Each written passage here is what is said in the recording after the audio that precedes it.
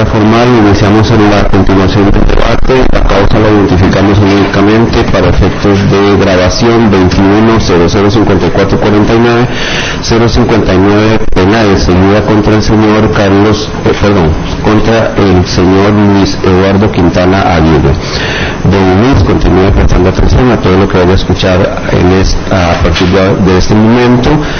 Le damos la palabra al señor profesor para que nos emita sus alegatos de cierre, por favor. Muy buenas tardes para todos los presentes, honorable tribunal, señor presidente. Con su autorización procedo entonces con mi alegato conclusivo. Escuchando atentamente, como debe ser, las conclusiones de la estimable representante del Ministerio Público, me llama poderosamente la atención y no deja de preocuparme cuando la estimable fiscal indica no haber prohibición legal, no haber ilegalidad, ni haber irregularidad en el reconocimiento fotográfico, y pongo fotográfico entre comillas porque en realidad no lo fue, realizado por los investigadores del organismo de investigación judicial, por los policías. Y digo que eso me preocupa profundamente porque es precisamente para limitar esas arbitrariedades que fue desarrollado en este país, y me atrevo a decir que a nivel mundial, el debido proceso legal. Y en Costa Rica se da plena cuenta en el voto 1739 y el 92 de la Sala Constitucional que se desarrolla ampliamente cómo debe ser entendido, qué alcances tiene, qué implicaciones tiene y qué observancias deben ser exigidas para el debido cumplimiento del debido proceso legal. Es decir, toda la jurisprudencia, toda la doctrina y toda la normativa que pretende referirse al debido proceso resulta ser uno de sus fines, uno de sus objetivos, limitar las arbitrariedades y dejar en claro que la investigación criminal y específicamente la investigación policial en la etapa donde le corresponda a la policía intervenir en apoyo del Ministerio Público, que esa etapa de investigación criminal, esa actividad de investigación criminal no puede ser tenida, honorable tribunal, como tierra de nadie. La investigación criminal en este país no es una tierra de nadie. Porque entonces, ¿para qué razón la existencia del Código Procesal Penal? ¿O es acaso que rige un código distinto para la actividad policial en este proceso? Ha regido un código procesal distinto al que todos conocemos acá, que regule y que indique cómo deben ser en forma, en fondo, en contenido las actuaciones policiales. En el momento en que eso suceda en este país, estaríamos tocando algo más bajo que el fondo. Así que eso no es para nada admisible, y por eso decía que escuché con mucha atención pero también con preocupación esa apreciación de la distinguida fiscal. Me atrevo a decir que con lo que ha sido revelado en torno a estos procedimientos policiales en este debate, validar semejante investigación sería enviar un pésimo mensaje a los órganos de persecución penal en este país. No es posible validar una investigación policial, una investigación criminal con semejantes vacíos, con semejantes omisiones, con semejantes ligerezas y con una falta absoluta de profundidad, con una falta absoluta de lo que debe contener, hasta por lógica natural, una investigación criminal. Más adelante me referiré a aspectos puntuales de cómo debe ser realizada una investigación criminal, más en hechos tan graves y cuando se ha comprometido bienes jurídicos tan delicados, tan importantes como los que al final resultaron afectados hacia los ofendidos aquí presentes. También me atrevo a señalar que los jueces de la República cumplen a través de sus sentencias una función, diríase, casi pedagógica frente al sistema de justicia, señalando cuando es posible hacerlo los errores y las omisiones, porque debe privar el fin de la persecución penal, y debe privar el fin de toda esta institucionalidad y debe privar el fin del debido proceso. Así las cosas, insisto, validar en cualquier instancia, ya sea por quienes ejercen dirección funcional o sea por quienes deben valorar una investigación criminal con toda la amplitud de sus alcances, validar vacíos como los que han sido expuestos en este juicio sería un lamentable mensaje.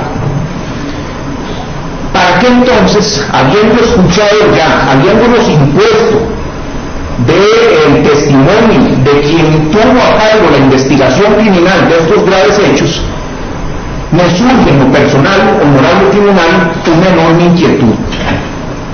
Y no lo digo solamente en mi papel de abogado defensor, lo digo como ciudadano. ¿Para qué se cuenta entonces con la investigación judicial en este país? ¿Para qué? ¿Para qué entonces la existencia desde hace más de casi 40 años, la existencia del organismo de investigación judicial? ¿Qué fue lo que llegó, cuál vacío llegó a tratar de tapar el organismo de investigación judicial? Precisamente la existencia de un órgano policial totalmente plagado y totalmente plegado a las arbitrariedades, a la barbarie, a la ilegalidad, al implantamiento de prueba, a interceptaciones telefónicas sin orden judicial, a tener una persona aislada, a interrogatorios, a golpes, porque de eso la historia judicial de este país da clara cuenta de que han habido casos lamentables, embarazosos, donde precisamente por la actividad policial dejada a la libre se han cometido arbitrariedades, y estoy plenamente convencido de que buena parte de las personas que cumplen cárcel, que cumplen condena en las cárceles de Costa Rica, buena parte han de ser inocentes. Si partimos de que la investigación criminal y la investigación policial en este país está en manos de agentes con la, llamemos con la formación, porque tampoco voy a caer en un vicio lógico o tratar de criticar en lo personal al investigador, no, pero la formación de los investigadores en este país, ¿qué rumbo ha tomado? ¿Qué rumbo ha tomado? El que ya vimos. Con esa barbaridad, en lo que voy a hacer alusión detalladamente más adelante, de que ni siquiera el investigador da cuenta qué pasó con las prendas de vestir de los ofendidos. Un investigador que no sabe qué es un principio básico de investigación criminal. Un investigador que ni siquiera reconoció ante el Tribunal de la República lo que es el principio de transferencia. ¿Cómo se puede entender una actividad de investigación criminal así? Si ese es el principio número 1 de la investigación criminal, es el principio número 1 de la criminalística, donde hubo contacto y huella, y si el ofendido y el agresor tuvieron contacto físico y hasta rodaron y pudieron contender a golpes y demás, ¿cómo es posible que la primera diligencia de esa investigación criminal haya sido, no sé, una entrevista de pronto, un chorizo, una visita al sitio, ¿qué más? Procurar un retratito hablado? No, hay que ir al hospital, hay que rastrear las prendas porque ahí quedó huella del agresor, y no se puede partir de la premisa de que no la hubo. No, se descarta que hubo, simplemente, antojadizamente. No, el descarte debe ser una actividad científica, el descarte debe ser una actividad técnica, y no un aspecto de imaginación, un aspecto arbitrario, un aspecto simple y sencillamente antojadizo de un investigador policial. Decía el investigador a las preguntas o al contrainterrogatorio, y les voy a ser completamente honesto, tribunal, no logré contar, no logré contabilizar las veces en las que este investigador, a cargo del caso en el que se comprometió la vida de 2 personas, ¿Cuántas veces me dijo y me respondió, no me pareció necesario, no fue de interés para la investigación?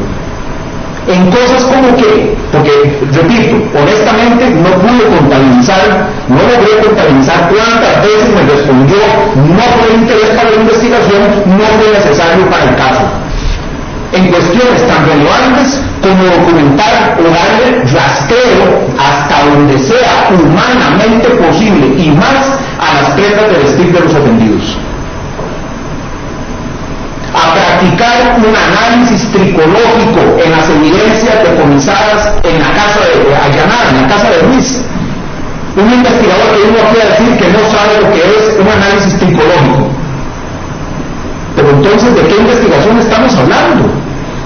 Un investigador que viene a decir que no hay interés, así, simple y llanamente, determinar qué pasó con la activación del teléfono sustraído al ofendido, qué pasó con la activación en Nicaragua. Y viene a decir que no sabe que el Ministerio Público tiene la capacidad y tiene la posibilidad de instar en otro país para conseguir esa prueba, porque esa prueba es elemental y esa prueba no se vinculaba con Luis. Ese teléfono se activó de otro lado lejano a Luis, e incluso ya Luis estaba privado de libertad. ¿Era o no era relevante determinar qué estaba pasando con ese teléfono, con esa activación? Pues para el señor investigador no le parece necesario y no fue de interés. Claro. Para mí la respuesta es sí, como lo dice la señora fiscal, ahí sí es transparente y es clara. Y la respuesta es que no era de interés y no era necesario, pero para descartar a Luis. ¿Por qué razón? Porque ya lo tenían como imputado y el mismo investigador le dijo al final, creo que en la última respuesta que me dio a una pregunta, que todos los descartes del resto de los sospechosos no eran de interés, no eran necesarios porque ya tenían a Luis, ya tenían al sospechoso y por lo tanto todo tenía que encajar en lo que perjudicara a Luis. Así no es una investigación criminal, así no puede ser. Quizá lo sea y ya lo tenemos claro, quizá lo esté siendo y ya lo tenemos claro y es algo que lamento profundamente, porque trabajé en Europa y no es justo que una institución pague por el desempeño de algunos funcionarios. Entonces no fue necesario, claro, no fue de interés para el investigador, porque eso que dejó de hacer podía perfectamente llevar a identificar al verdadero agresor. ¿Es posible tener como admisible semejante cosa?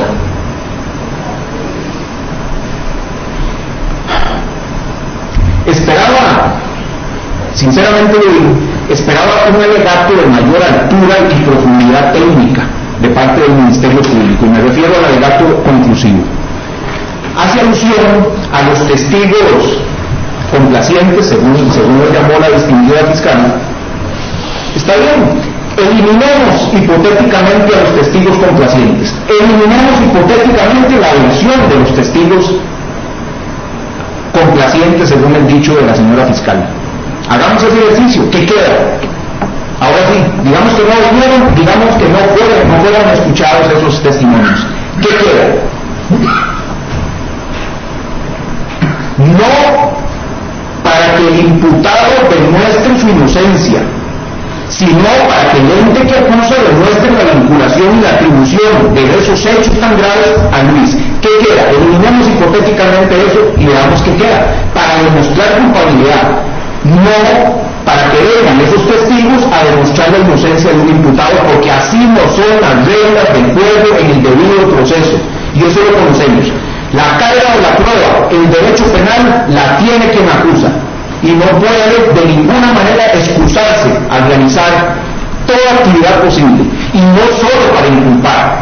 No, tenemos claro que el Código y desde la Constitución misma, pero principalmente el Código, establece la obligación, porque tampoco es una facultad, no es una opción, es una obligación del ente fiscal investigar no solo aquello que inculpe, sino aquello que favorezca también al imputado. Y en este caso ha quedado claro que las omisiones, lo que se dejó de hacer, lo que nunca se quiso hacer, porque estoy seguro que fue una decisión bien pensada, No se quiso hacer lo que favorecía al que tenemos aquí sentado hoy, a este estudiante de audiovisual, a esta persona que vimos en un video aportado por la Fiscalía, tomado de la mano de su hermana, sonriendo en un comportamiento completamente afable. Entonces a mí no me queda absolutamente duda de que entonces lo que no se quiso encontrar, lo que no se quiso hacer, era porque favorecía a Luis, porque de pronto permitía delimitar y observar otras líneas de investigación, otras posibilidades que no era conveniente para el organismo de investigación judicial. Y aquí tengo que decir, hoy vota, bueno, pero también tendrá su parte de responsabilidad en estas omisiones el Ministerio Público. En tanto, la dirección funcional tampoco es algo de lo que pueda disponer libremente un investigador.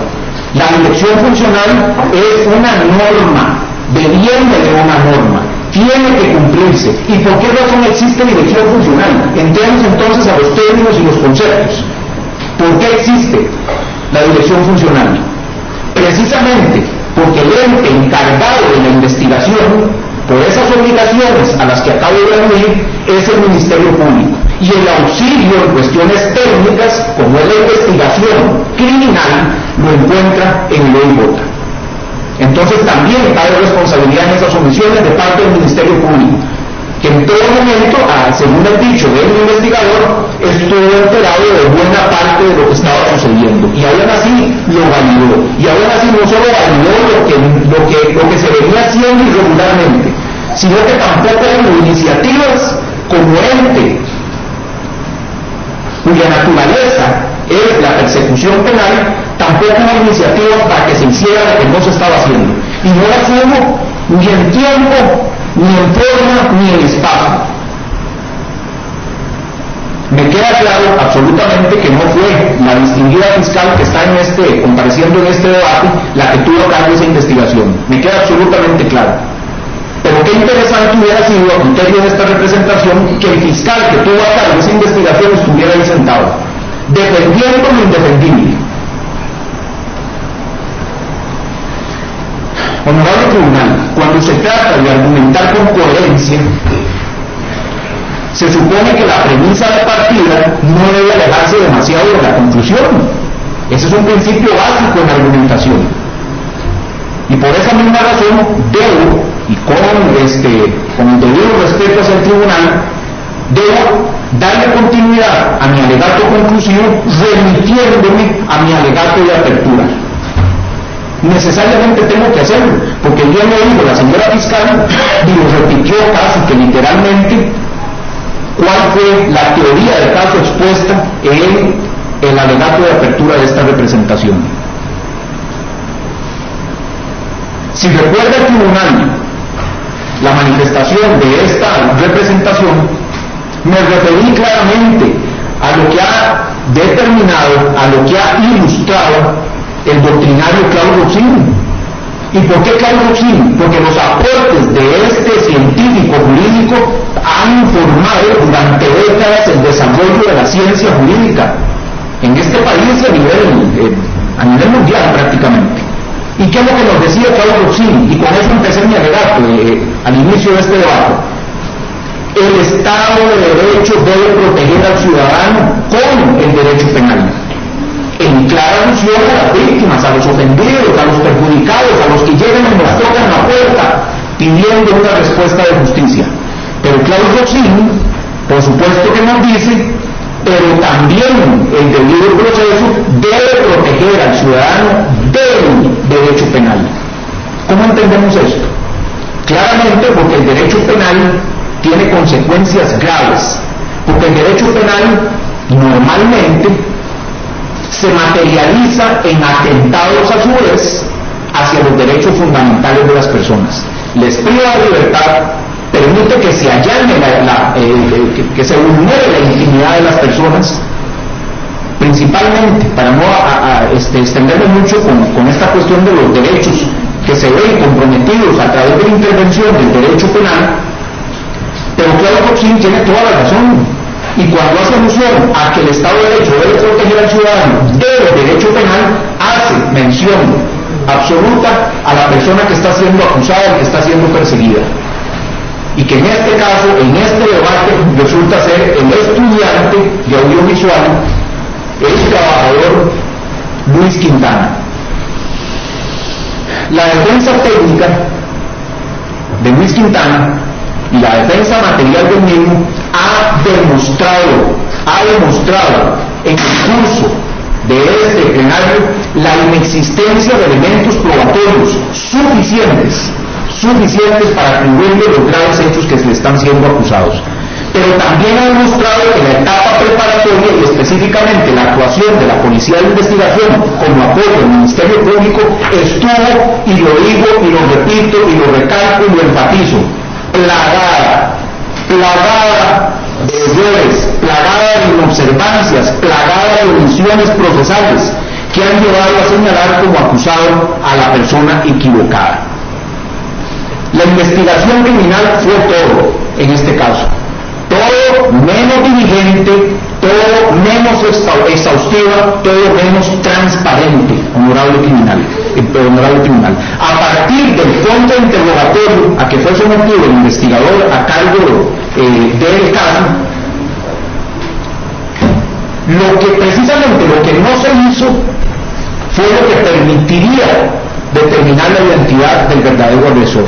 Fue precisamente lo que no se hizo. El investigador, como detalle solamente, vino a decir que el descarte, y algo a lo que el estimable fiscal hizo especial énfasis, que el descarte de Ángel Reyes, el hermanastro de Gerson, fue por la edad. Un investigador criminal llega al precario donde viven personas que pasan por el sitio exacto donde se cometió el delito, hace la entrevista, observa que hay una persona, un masculino en esa casa, y viene a decirle aquí al tribunal que fue descartado porque tenía 12 años. La prueba que fue ofrecida para mejor resolver, que hace alusión a los datos civiles de esa persona, dan cuenta absoluta de que el investigador vino aquí a mentirle al tribunal, porque yo le pregunté que se había verificado la edad de esa persona, y ese investigador aquí, y está grabado, vino a decir que lo había verificado y que tenía 12 años, y por lo tanto el perfil no coincidía con el sospechoso que se buscaba. Esa prueba, para mejor resolver, da cuenta de que esa persona, en ese momento que el investigador lo tuvo a la vista, tenía 17 años. 17 años. Y me deja absolutamente sin palabras, por no decir otra cosa, me deja sin palabras que el investigador a cargo de este caso tuvo a la vista al verdadero agresor y no se preocupó por hacer la menor diligencia para descartarlo. ¿Y por qué me atrevo a decir semejante cosa? Porque el mismo investigador fue el que dijo que ese menor de 12 años, que había verificado que tenía 12 años y por lo tanto lo descartó, tenía lesiones, que le dio lesiones, que estaba golpeado. Para cualquier investigador que se precie de serlo, necesariamente cabía la posibilidad de que esas lesiones en esa persona, por vivir en ese lugar, por frecuentar exactamente el sitio de suceso, cualquier investigador tiene que asociar que esas lesiones que vio posiblemente derivarían o habrían derivado del enfrentamiento que tuvo cuerpo a cuerpo con el ofendido.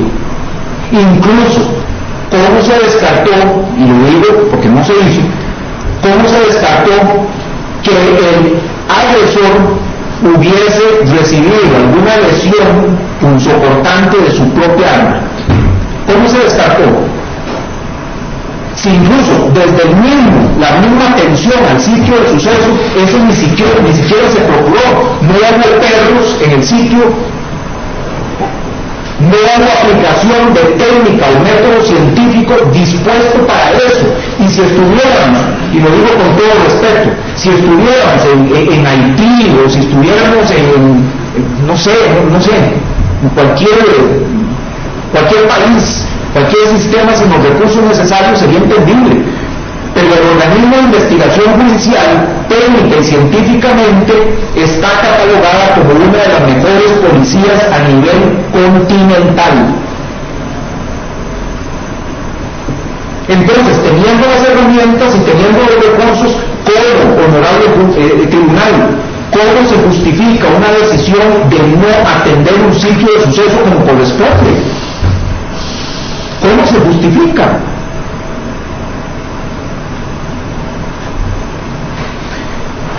Vino a decir el investigador judicial, ante una pregunta de esta defensa, no saber qué es un fotograma.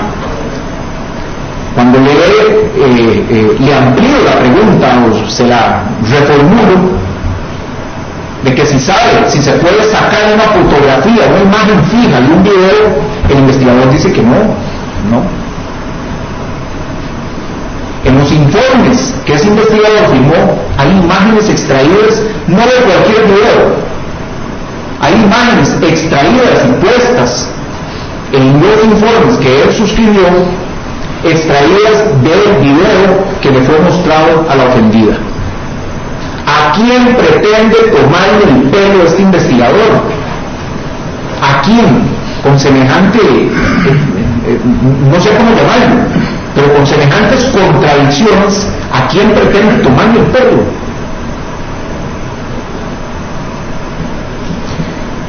En cualquier delito, ciertamente, puesto en conocimiento del sistema de justicia, pero con más razón en delitos tan graves como los sucedidos en contra de estas personas, la investigación no se puede concebir si no es exhaustiva, porque convergen dos obligaciones de acuerdo a los fines, a la naturaleza, a la razón de que existan estas instituciones. Primero, una obligación asumida ante las víctimas, que vienen con la esperanza de que se les resuelva su situación, que vienen con la esperanza de que de manera seria, de manera técnica, de manera científica, de manera objetiva, inobjetable, se resuelva su situación, que se resuelva el delito. Y la otra obligación, por supuesto, es frente a la vigencia, nada más, nada menos que frente a la vigencia del debido proceso, ante quien debe soportar el peso de esa institución que cuenta con todo y más entre las posibilidades para realizar una persecución penal adecuada. Esta defensa demostró al tribunal durante el desahogo de la prueba que Luis Quintana Aguirre es inocente de los cargos que se le acusan y que más bien, y aquí también lo repito y lo enfatizo, Luis Quintana Aguirre pasó a ser una víctima más en este caso, una víctima del sistema, una víctima de la arbitrariedad, una víctima de la ligereza y una víctima de la simple oportunidad de señalar a un imputado cualquiera que sea, a un culpable cualquiera que sea, porque me llama mucho la atención que en el primer informe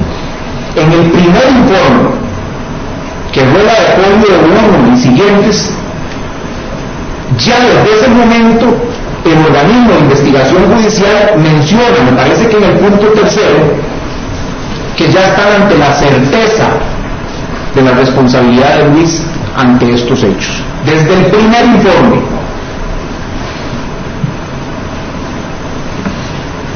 En esta fase del proceso, honorable tribunal, ya no se trata de determinar la existencia de una probabilidad, sino de determinar a partir de la evidencia y de su examen y su valoración integral si existe suficiencia y contundencia probatoria para determinar la certeza en la convicción del tribunal, de acuerdo a las reglas de la lógica, de la sana crítica, de la experiencia. Solicito la indulgencia del tribunal y específicamente del señor presidente, porque necesariamente tengo que hacer una digresión, es corta pero es necesaria. Siempre he sido un defensor de la institucionalidad en este país. Yo considero al Ministerio Público y considero al organismo de investigación judicial como instituciones esenciales, vitales, simple y llanamente para la supervivencia de la democracia en este país. Pero no son esas abstracciones, no son las instituciones como abstracciones conceptuales lo que genera los resultados. Son los funcionarios, son las personas que día a día trabajan en las facultades, en las obligaciones para cumplir con el fin de esas instituciones. En ese sentido, yo encuentro que la policía técnica, y me refiero a la OIJ, es indiscutiblemente un bien para la democracia. Que Costa Rica cuente con una policía de investigación científica, profesional, técnica, es un bien para la democracia. Y no me refiero a un bien cosmético. No es que quede bonito, contamos en el papel y esto. No se trata de eso, no se trata de populismo, no se trata de opinión casi que política. No. Se trata de un bien jurídico a la democracia. La policía judicial es un valor de la democracia costarricense por los fines que debe cumplir y las consecuencias de ese andar.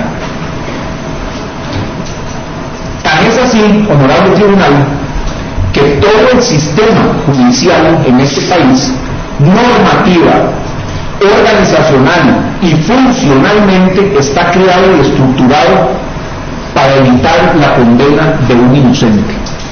Para eso se debe todo esto. Cada una de las cosas, cada uno de los objetos, cada uno de los recursos que se invierten, cada salario que se paga, tiene precisamente el fin, todo esto tiene el fin de evitar la condena de un inocente.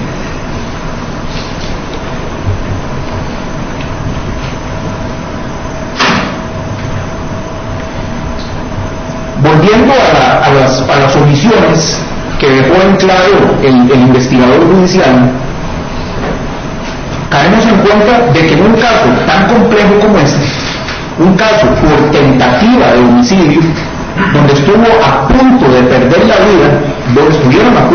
vida dos personas, ciertamente pueden haber 1.000 testigos, 2.000 testigos, que según su percepción y su motivación señalen hacia una dirección. Claro que sí lo puede haber. Pero si existe, honorable tribunal, una evidencia física que señale con contundencia hacia otra dirección a la que están señalando los testigos, debe prevalecer la evidencia física, porque la evidencia física, no manipulada dolorosamente, por supuesto, no miente, no olvida, tampoco se contamina de emotividad o de subjetividad. La policía técnica, a partir de la búsqueda de evidencia física y científica principalmente, debe buscar al culpable. Esa es la razón de ser. Pero al verdadero culpable y no a un culpable, para entregarlo como en un circo romano a la población como un acto de venganza social, o simplemente para acallar y atenuar las presiones, justificadas o no, que provengan de terceros, sean ciudadanos, sean políticos, sean jerarcas, lo que sea. ¿Y por qué hago mención a esto de las presiones? Vamos a ver, aquí el investigador dijo que la persona que le había facilitado formar parte de un chat de vecinos le había urgido a obtener resultados, porque estaban asustados, porque los vecinos estaban inquietos, porque por supuesto que era un tema de preocupación colectivo el hecho de que hubiese sucedido semejante crimen en una zona residencial. Hay un hecho histórico a propósito de esto que quiero traer al presente, porque resulta absolutamente ilustrativo para el caso que nos ocupa.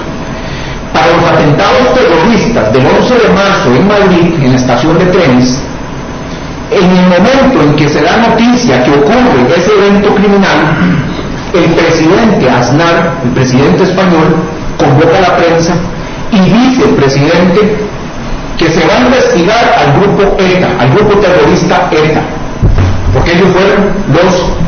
responsables de semejante masacre.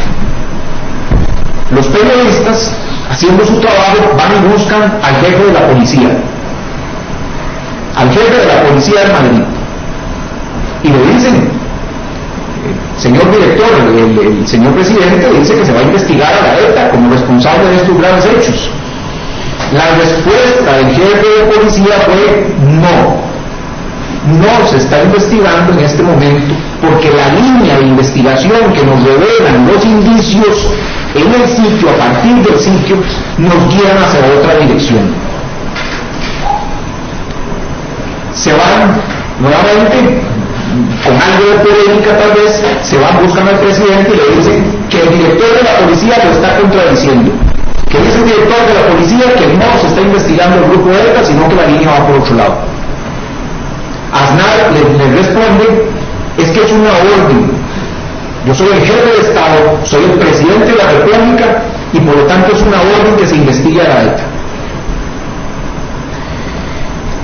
Volvieron los periodistas a entrevistar al jefe de la policía, y el jefe de la policía dice: en mi trabajo yo no admito órdenes, yo dirijo la investigación solamente atendiendo a dos cosas: a la ley y a la evidencia. ¿Por qué evoluciona esto? Porque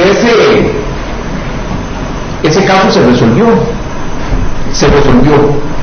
y quienes resultaron condenados por un tribunal fueron precisamente terroristas islámicos, completamente distintos a la ETA.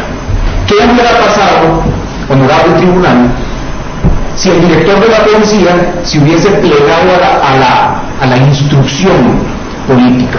¿Qué hubiese pasado con esa investigación? Primero, se compromete la atención del sitio. Segundo, cabe la posibilidad, por supuesto, de que se hubiese retorcido la investigación hacia el objetivo que pretendía el interés político.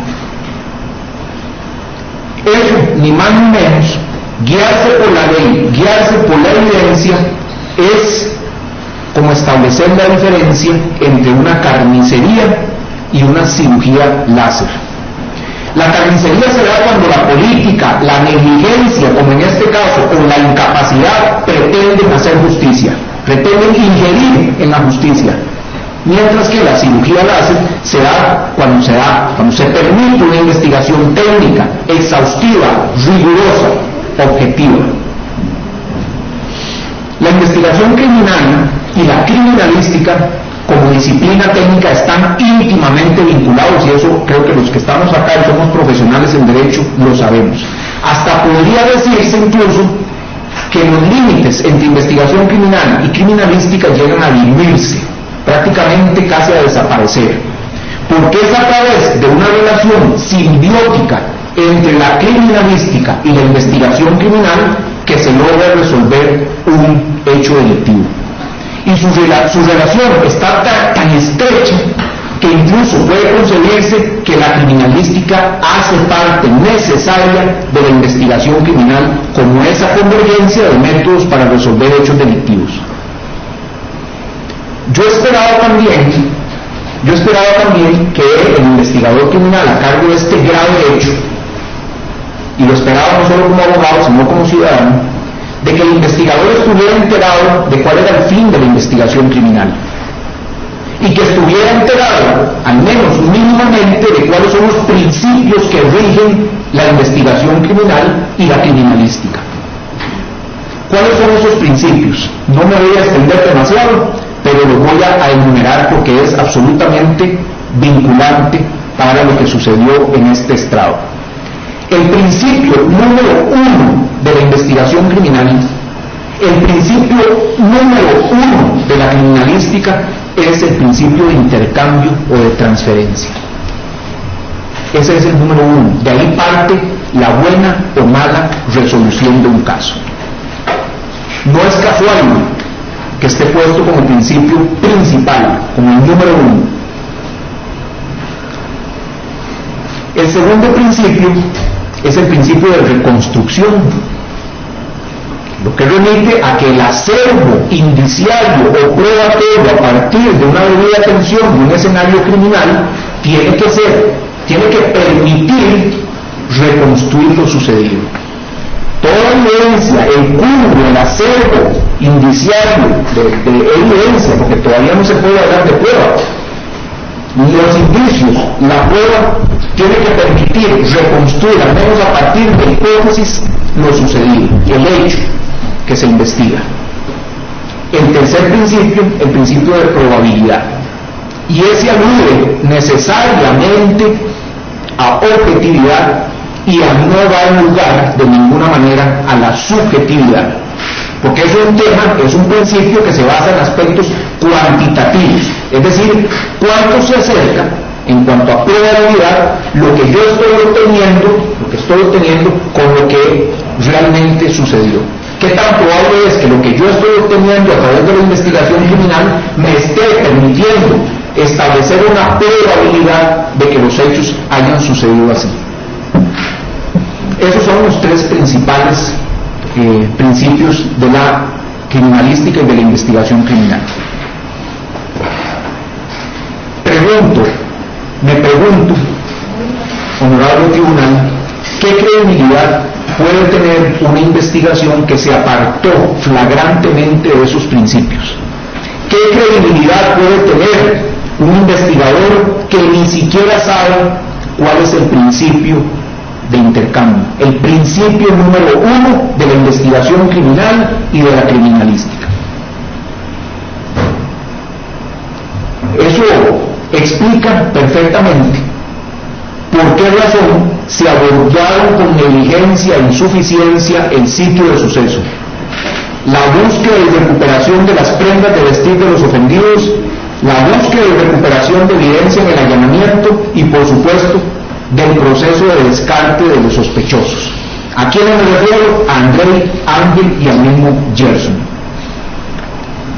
¿Cuál es la respuesta a esta inquietud? La respuesta es la que dio el oficial, porque ya teníamos a Luis. ¿Para qué hacer más? ¿Para qué hacer más? Si desde el primer informe, no recuerdo el folio, pero desde el punto tercero del primer informe si ya tenían la certeza de que Luis era. Entonces, ¿para qué hacer más? ¿Para qué preocuparse por buscar las prendas? ¿Para qué preocuparse por determinar si había un rastro de evidencia biológica que llevara incluso hasta el precario? ¿Para qué llegar a la casa de Luis y de pronto aplicar un minor? ¿Para qué buscar elementos pinosos de los ofendidos en las prendas de Luis? ¿Para qué? ¿Para qué? ¿Es eso admisible? ¿Es eso concebible? Hablemos de otra mentira. En la solicitud de allanamiento, y parte de que eso fue extraído de los informes policiales, y así es, como lo podrá verificar el tribunal, se indica, y cito textualmente, que existe una distancia lineal de aproximadamente 700 metros entre el sitio y la casa de Luis, y que eso le permitió, escúchese bien, honorable tribunal, huir rápidamente del sitio. Pero es que el oficial, aquí sentado, vino a decir a una pregunta de esta representación que no fue posible que él hiciera o documentara esa trayectoria lineal. ¿Por qué razón? Porque hay casas, porque hay techos, porque hay patios, porque hay cámaras, porque hay muros, porque hay una serie de obstáculos que a criterio de él fueron insalvables para poder hacer ese trayecto lineal. Aquí vino a decir que bueno, que sí, lineal, pero que el imputado no pudo haber hecho ese trayecto lineal por todos esos obstáculos. Evidentemente, el decir, el aludir o sugerir en el informe, en la solicitud de allanamiento, que esos 700 metros de trayecto lineal le permitieron huir rápidamente del sitio, eso no es una casualidad, honorable tribunal. Eso no es una casualidad. Ninguna palabra que hayan insertado los investigadores en sus informes es una casualidad. Estos términos están puestos ahí por una razón, y es para hacer caer en error y confundir a una autoridad judicial que debe resolver sobre este asunto y hacerle ver claro, porque no existe la documentación, no se hizo esa trayectoria, no se documentó en video porque no era posible, ni los investigadores, ni Luis, ni nadie tienen la facultad del vuelo. No es posible. Nos lleva entonces eso a la inevitable conclusión, nuevamente. Todo tenía que calzar aunque no calzara. Había que forzarlo todo porque ya teníamos a Luis. Bueno, si ya se tiene el imputado, entonces investiguemos para ver si se encuentra algo de pronto que lo vaya a perjudicar. Y si no encontramos algo que lo perjudique, forcemos lo que hay. Terrible, terrible. Veamos ahora cómo a partir de lo evacuado en esta audiencia, a partir de lo evacuado durante este plenario, cómo transcurrió entonces esa fase preparatoria y específicamente la investigación judicial. ¿Cómo transcurrió eso? ¿Cómo fue esa investigación? Creo que lo ha demostrado también, o lo ha revelado, la estimable fiscal en su oposición a la prueba para mejor resolver. Cuando la estimable fiscal hizo su intervención para oponerse a la prueba que ofrecimos para mejor resolver, y me refiero a lo que aludía a Ángel Vélez, la señora fiscal argumentó que no era procedente admitir esa prueba porque el investigador había descartado a Ángel Vélez porque tenía 12 años. Punto. Un niño. Y además, bueno, porque el perfil a ojo de León Cubero, como fue toda la investigación, a ojo de León Cubero y sin ningún técnico procedimiento, simplemente el investigador lo descartó. La prueba que fue admitida para mejor resolver da cuenta de que Ángel Félix tenía para ese momento, para el momento de los hechos y para el momento en que el investigador lo tuvo a la vista y debió haberlo tenido como sospechoso a descartar, tenía 17 años. 17 años. Entonces, ¿qué es lo que pasa con la afirmación de la señora fiscal? Simplemente demuestra que toda la teoría en la que basa su acusación parte de información imprecisa, de información vacía aportada por el investigador para estructurar los alegatos del Ministerio Público. Esta representación no puede ni debe controvertir lo sucedido a estas personas, ni a don Carlos ni a don Yesiré. Eso no está aquí por parte de esta defensa en tela de juicio. Más bien, esta representación se solidariza con lo que padecieron. Pero lo que sí cuestiona con vehemencia esta representación es la atribución de esos hechos a partir de una investigación que en el plenario ha quedado absolutamente claro que fue vacía y aquí quedó desnuda. No hubo rigor en esa investigación, ni siquiera la más básica diligencia o el mínimo interés por encontrar la verdad real de los hechos. No sé cuánto pesó, y debo decirlo, no sé cuánto pesó en esta investigación que no fuera nicaragüense, y que fuera nicaragüense indocumentado además, que si es malo, a criterio, a lo que parece ser el criterio que privó, si era malo ser nicaragüense, pues era aún más malo ser indocumentado, y por lo tanto tenía que calzar con el perfil, tenía que ser el agresor sí o sí. No sé cuánto pesó eso. Se aludió en la investigación, en los informes, y se aludió por el investigador que compareció acá a un famoso chat, ese chat de vecinos, importantísimo. Por eso le pregunté al investigador si ese chat, el historial de conversaciones, el historial de intercomunicaciones de ese chat había sido respaldado. La aplicación, todos sabemos, lo permite, respaldar el historial completo. No fue de interés para la investigación, dijo el señor. Pero si de ahí fue que partió de una parte, valga la redundancia, de ahí partió de una parte de los indicios que llevaron a identificar a Luis como sospechoso. ¿Cómo no va a ser de interés? Que no solamente el Ministerio Público, sino que los jueces de la República tuvieran acceso a ese chat, a ese historial de chat, para darle, por supuesto, credibilidad a la fe fuente primaria que llegó a identificar a Luis como sospechoso. Nadie ha visto ese chat, nadie ha visto todo, varios, incluso doña Paula habló de ese chat, obviamente los informes lo mencionó el investigador, pero ¿quién ha visto esas conversaciones?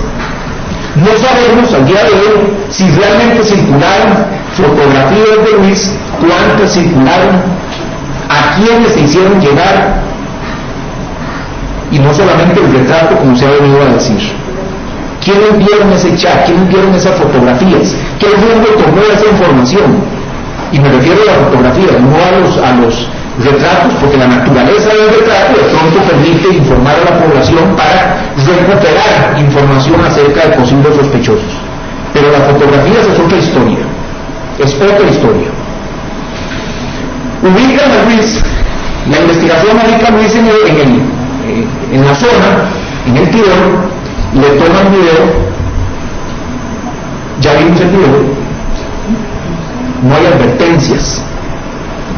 advertencias de que se le va a grabar su voz, de que se le va a grabar su imagen, y para qué fines está siendo grabada su voz y su imagen.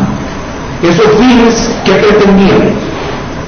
Identificar al sospechoso, identificar a un posible imputado de hechos tan graves como los que le sucedieron a Carlos y a Yesibel. Cuando le hice la pregunta al investigador de por qué al iniciar la grabación, porque es un tema de lógica, y más si usted está ejerciendo funciones de funcionario público, de investigador judicial, es de lógica que al usted empezar la grabación, usted se cerciora de que en esa grabación quede la advertencia y quede el consentimiento de la persona grabada. No lo consideró de interés. Vimos el video. Fue posible reproducir ese video. Todavía permanece en mí, porque realmente yo no lo vi. ¿Cuál es la pinta de piedrero que tiene en ese video Luis Eduardo Quintana? ¿Cuál es la pinta de piedrero que tiene? Y hago alusión a pinta de piedrero porque así fue como se describió al agresor. Yo no sé si a través de la investigación o en el... Sí, aquí hay una gran incertidumbre, y me voy a referir más adelante a eso. Aquí está la gran incertidumbre todavía de qué fue lo que se le mostró a los ofendidos en ese presunto reconocimiento fotográfico. ¿Qué fue eso lo que se le mostró en realidad? Porque si fue ese video se contrapone absolutamente a lo que describieron en la denuncia y a lo que han descrito incluso en los informes policiales, etcétera, de cuál era la apariencia física de ese agresor. Incluso tuvimos, ya lo mencioné, tuvimos la posibilidad de ver que también se reprodujo un video donde va Luis con su hermana caminando por la calle. Para mí no pasó desapercibida la actitud de Luis con su hermana, o es que sí debe pasar desapercibido que es un hermano amoroso, que esa relación que demuestra esa grabación demuestra una relación de amor, de respeto entre hermanos. Esa no es la actitud de un aparente drogadicto que entra al bosque, intenta matar a dos personas, agarra cuchilladas en un árbol y esa no es la actitud. Eso no puede pasar desapercibido, y qué dicha que lo aportaron. Importante, ahora vamos acercándonos al tema probatorio desde el punto de vista de actividad policial, que no, y perdón aquí, no puede ser catalogado como prueba. La actividad policial de Amén. Carlos dijo aquí sentado, y lo dijo al tribunal, que se le habían mostrado fotos y videos antes de hacer el retrato hablado.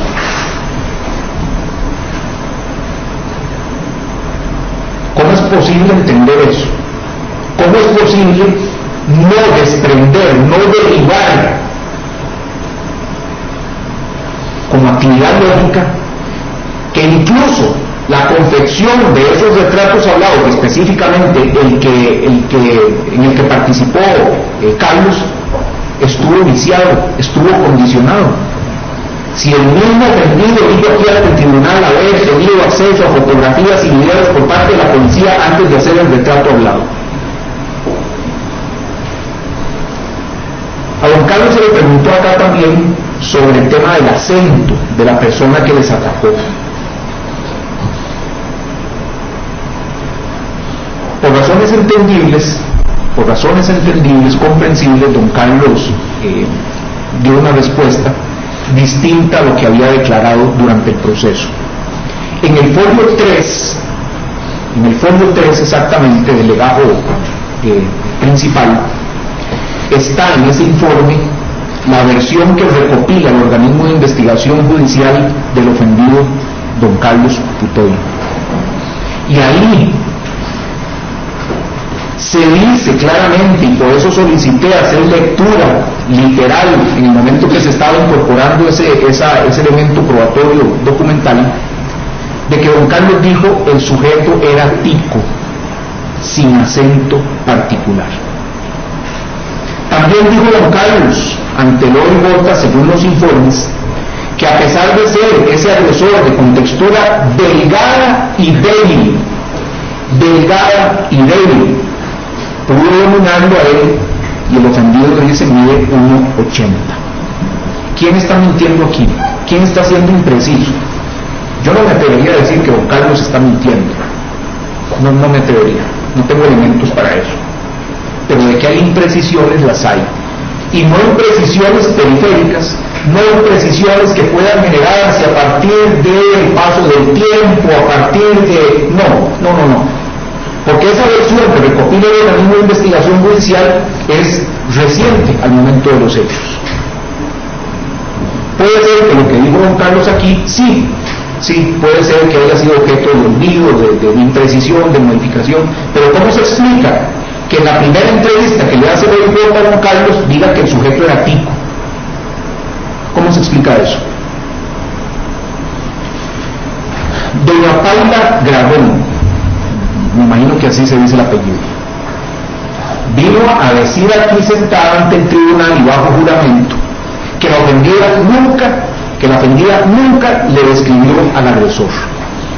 Mientras que en el informe, en el folio 2, frente y vuelto del legajo principal, y que constituye prueba debidamente incorporada, la ofendida, doña Desiree, dice, el OIJ indica ahí que doña Paula dijo que la ofendida le había dicho que era de baja estatura, que el agresor era de baja estatura y de acento nicaragüense. En el folio 65 del legajo principal, y que hace también parte de la prueba incorporada, doña Yesidet indica, refiriéndose a las características de su agresor, que la estatura era de 1,67 a 1,70, más pequeño que yo. Pero entonces don Carlos viene a decir y a describir el sitio de suceso como un sitio irregular. El terreno es irregular, hay pendiente, y por eso, la cuestión de las dimensiones puede variar. Pero es que si el agresor estuvo en un plano superior en algún momento a don Carlos, incluso a doña Desiree, según indicó el mismo don Carlos, ¿cómo le fue posible a doña Desiree precisar que el agresor era más bajo que ella? Y así lo dejó también constante en el folio 65, en su denuncia ante el Ministerio Público. ¿Cómo podemos entender esas imprecisiones sin llegar a admitir de que son absolutamente disímiles? Lo que sucedió en el curso del proceso, en el curso de la etapa de investigación del proceso, revela modificaciones a través del tiempo, revela alteraciones a través del tiempo, no confirmaciones, sino alteraciones. Y ya sabemos, y es válido presumir, que esas alteraciones iban dirigidas. Esas alteraciones iban especialmente dirigidas, y me atrevo a decir, construidas por lo que el investigador dijo aquí, lo que respondió aquí de por qué no se descartó otras posibilidades, por qué no se descartó otras líneas de investigación. Porque desde el folio 1, en ese primer informe, ya tenían análisis y ya había certeza de la responsabilidad de Luis. ¿Es posible validar eso? No lo es. El reconocimiento fotográfico, entre comillas. Dice la señora fiscal en sus conclusiones que es una actividad policial. Bien, ya vimos que la actividad policial no debe ser, y no debe serlo especialmente en un Estado de Derecho, un terreno de nadie. Ese reconocimiento fotográfico se llevó a cabo cuando el imputado o el sospechoso, la persona a reconocer, podía ser Ávila. Número uno, podía ser Ávila, porque precisamente el reconocimiento fotográfico, entre comillas, se lleva a cabo con un video del sospechoso. Y ese video se tomó cuando fue entrevistado, fue abordado y entrevistado para obtener información de su localización. Y no es cierto, como dice la señora fiscal, que Luis pretendió darle una información errónea sobre el domicilio y la dirección, porque nunca dijo 28 horas o 28 no sé qué. Lo que dijo la fiscal no es cierto, no fue eso lo que dijo Luis. Y dichosamente existe un video, y ahí se escucha que Luis dio una dirección que sí corresponde. Vamos a las formas, honorable tribunal. Yo le hice la pregunta al investigador de si esa carpeta digital que contenía videos y fotografías, y ya vimos los videos y las fotografías, si constituía una plantilla para un reconocimiento fotográfico. ¿Y qué dijo el investigador? Que sí. Tuvimos acceso entonces a ese disco, a esa carpeta que se constituyó en la plantilla, en el imaginario del investigador, constituyó la plantilla. Cabe preguntarse, a tenor de lo que dispone el artículo 230 del Código Procesal Penal, eso es una plantilla. Eso puede tenerse como una plantilla para un reconocimiento fotográfico con un sospechoso ya identificado, con un sospechoso que podía ser habido en cualquier momento, que él mismo había aportado los datos para su identificación plena y para su localización plena. Esa es una plantilla. O es que sí es una plantilla, es el terreno de nadie en el que se mueve la investigación policial ejercida por ese investigador. Tuvimos acceso a la carpeta.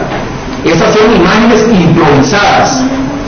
Esas son imágenes donde aparece un tipo con una mascarilla aquí puesta, donde aparece el otro que tiene parecido como de 70 años, no sé cuánto, al costado a un muro, el otro aparece con la cara solamente, el otro aparece con una identificación de reserva. Así es como se hacen las cosas.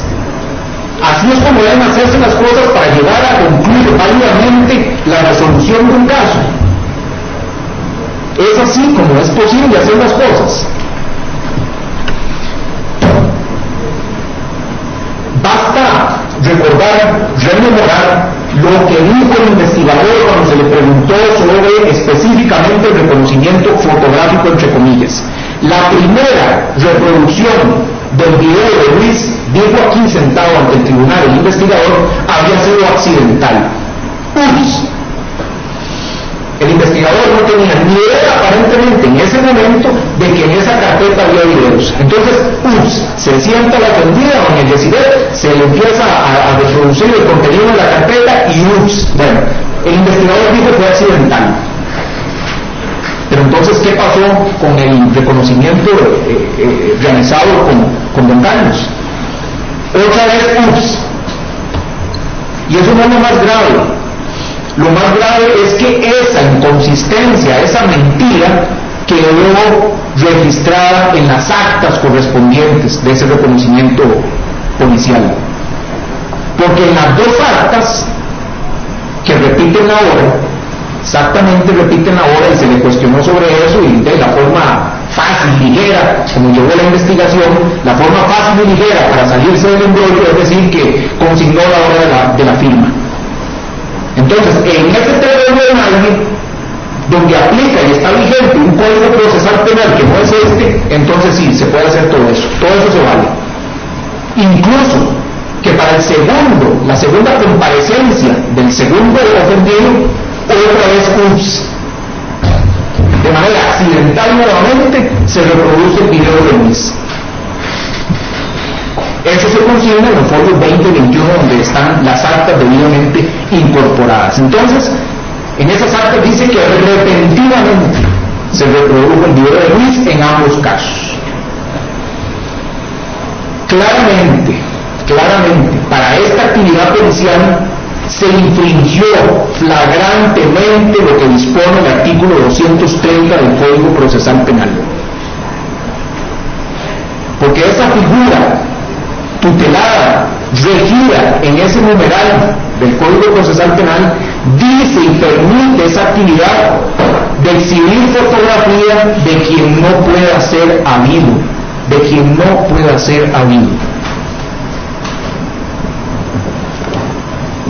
Por donde quiera que el honorable tribunal quiera analizar esa actividad, ese reconocimiento fotográfico, entre comillas, está plagado de irregularidades. Y no solamente de irregularidades, entramos abiertamente al campo de la ilegalidad, entramos abiertamente al campo de la negligencia, e incluso me atrevo a decir aquí ante este tribunal que entramos al campo del dolo, de la intención de poner ahí un video y reproducirlo las dos veces de manera accidental a los ofendidos. Y casualmente, y en esas mismas actas está, los ofendidos dicen: no se me mostraron más videos de otras personas, no tuve a la vista más videos, y mucho menos la voz. Detalle importantísimo, porque la ofendida le da muchísima relevancia a la voz del agresor. Pero resulta que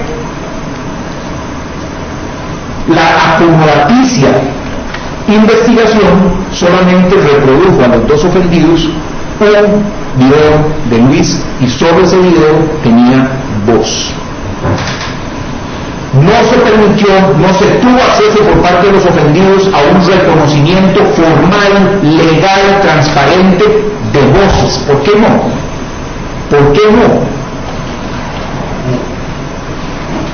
¿Qué era lo que se pretendía con evitar que tuviera acceso cualquiera de los ofendidos a otros videos y a otras voces? ¿Por qué evitarlo? ¿Por qué no procurarlo más bien si estamos en el campo de una investigación transparente?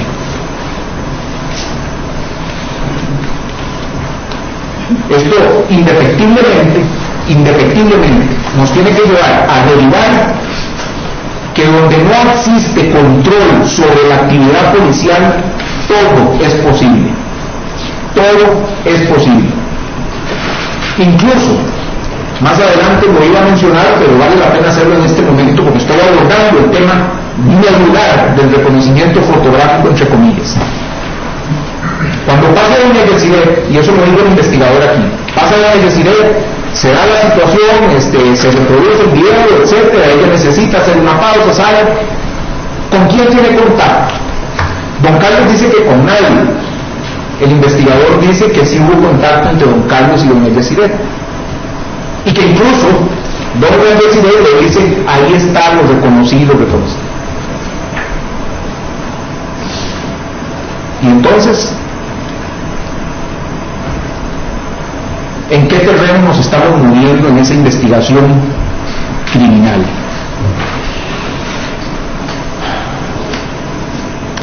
Vale la pena, a propósito de ese reconocimiento fotográfico, preguntarse: ¿desde cuándo, según la ley, una persona adquiere la condición de imputado y por tanto debe ser objeto de los derechos de acuerdo al debido proceso de la Constitución y demás normativa que ampara el derecho del imputado? ¿A partir de qué momento? Será a partir del momento que antojadizamente se le ocurra señalar a la policía, a partir del momento que se les ocurra, si es después de un reconocimiento, si es después de un reconocimiento en buenas personas, si es después de entrar a la casa y golpearlos. ¿A partir de qué momento? Tal vez en ese territorio de nadie donde se mueve esta investigación, en ese territorio donde no rigen las reglas del debido proceso y mucho menos el Código Procesal Penal, tal tal vez sea a partir del momento que antojadizamente diga la policía, pero no, en este país, y de acuerdo a la normativa que rige la actividad procesal, ese momento está establecido en el artículo 81 del Código Procesal Penal. Y me permito darle lectura. Se denominará imputado a quien, mediante cualquier acto de investigación o del procedimiento, sea señalado como posible autor de un hecho punible o partícipe en él. ¿Cuál es el objetivo de ese reconocimiento fotográfico, entre comillas? ¿Cuál era el objetivo? El objetivo claramente era fundamentar de alguna manera un allanamiento a la casa de Luis Eduardo Quintana Aguirre. Y por lo tanto, y ya por lo que he expuesto, el abordaje, la entrevista, el video, etc., esos son actos de investigación que pretendían señalar como posible autor del hecho a Luis. ¿Dónde quedaron los derechos de esa persona, de ese imputado? ¿Dónde quedaron?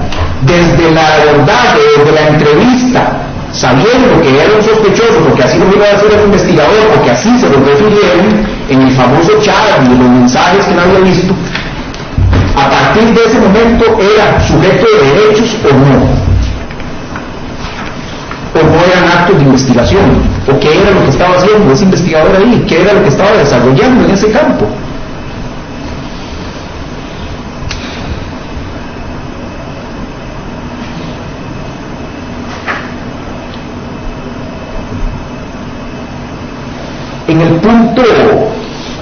En el folio 9, del legado principal, que hace parte de ese primer informe policial incorporado debidamente como prueba documental, en el punto 10 de ese informe ya se habla, honorable tribunal, y cito literalmente: certeza de participación de Luis Quintana Aguirre. Vamos a ver. Esto es preocupante no solo por las implicaciones procesales que tiene. Esto es preocupante no solo porque se aparta incluso de las cuestiones medulares básicas de la función policial, sino que es preocupante porque la policía en ese incipiente momento ya se atreve a hablar de certeza. ¿Cómo es entendible eso? Bueno, sí, ya lo sabemos. Ya lo sabemos. En ese territorio donde no hay regla, no hay control, no hay código procesal penal, ahí sí, la policía desde los primeros actos habla de certeza. Bien, puede trasladarse esa realidad aquí, ahora, a este tribunal, a este plenario, a este caso. No. Incluso el informe de fecha, ese informe al que estoy aludiendo, el primer informe que rola de folio de uno a los siguientes, se podrá ver que tiene fecha 8 de septiembre del 2021. ¿Cuándo ocurrieron los hechos? Si la memoria no me falla, y ya que el estimable fiscal hizo mucho énfasis en las cuestiones de memoria, en que incurrió la hermana y la mamá de don Luis, ¿cuándo ocurrieron los hechos? Los hechos ocurrieron el 11 de septiembre del 2001. ¿Cómo es que el informe sale antes, con una fecha anterior? Error material. ¿Cuántos errores materiales tendrá ese informe?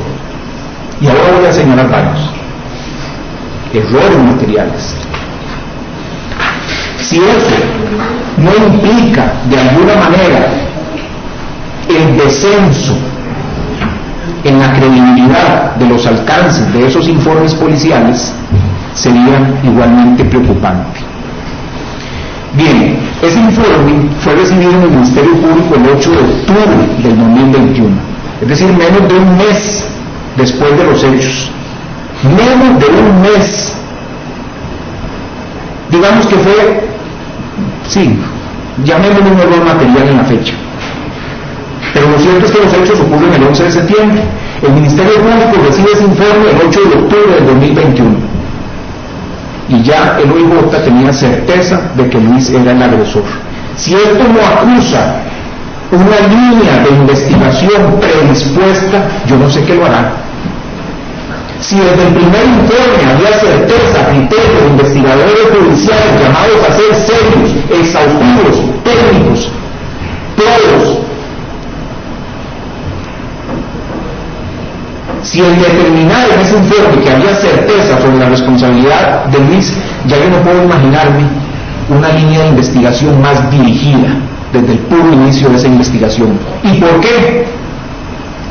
De pronto, por las presiones que se recibieron, de pronto por la urgencia de resolver el caso a como diera lugar, de buscar a uno culpable y no al culpable, solo así se puede explicar este alcance. Y eso nos remite necesariamente, vuelvo e insisto, a la respuesta que dio el investigador a cargo del caso, a cargo de darle respuesta a don Eliezer y a don Carlos, de por qué no se habían descartado las otras líneas de investigación, igual de probables o más probables que Luis Quintana. ¿Por qué razón? Porque ya teníamos a Luis. Con eso bastó, con eso bastaba. El investigador hace alusión a que ingresó una información confidencial, un psico, de que Luis era única y que además pretendía huir. A pregunta de esta representación, el investigador dice que fue una información anónima que llegó por un correo y ese correo lo vimos, pero igualmente le pregunté que si se podía descartar que como fuente de esa información, que no podemos poner en duda que existe porque ahí está, ya hace parte del expediente, pero ¿cómo podemos descartar que esa información hubiese llegado del verdadero agresor? Y me dijo que no se podía descartar. ¿Qué creen ustedes? ¿Qué creemos? ¿Qué tenemos que creer? ¿Cómo podemos, qué podríamos derivar de si yo fui quien atacó a estas personas? Yo me entero que hay una investigación en proceso, me entero que anda oficiales de policía, oficiales de investigación en el área. ¿Qué tan descabellado es pensar que yo, como verdadero responsable, haga una llamada al Centro de Información Confidencial del OIJ, donde sé que resguardarían mis datos, donde sé incluso que no aparecería en el teléfono y si aparece me da miedo, y doy una información para que la investigación se pierda? ¿Es eso descabellado? No, y eso lo he visto y lo vi durante muchas investigaciones. ¿Cuál es el pecado ahí? Que el investigador criminal no puede andar mordiendo anzuelos. El investigador criminal para eso es formado. El investigador criminal para eso es instruido. Para eso es capacitado. No puede andar mordiendo anzuelos y no se puede. No se puede. Tiene que ir delimitando líneas de investigación y esta información, claro que era relevante. Claro que era relevante. Pero no podía darse por cierto y no podía, solo por eso, pretender alimentar una solicitud de allanamiento, porque ya teníamos a Luis. Había que ir por Luis, sí o sí. No había ninguna otra posibilidad. A como está la situación en este momento, hasta donde he expuesto, el reconocimiento fotográfico, entre comillas, así se generaron informes policiales y ya acusando certeza.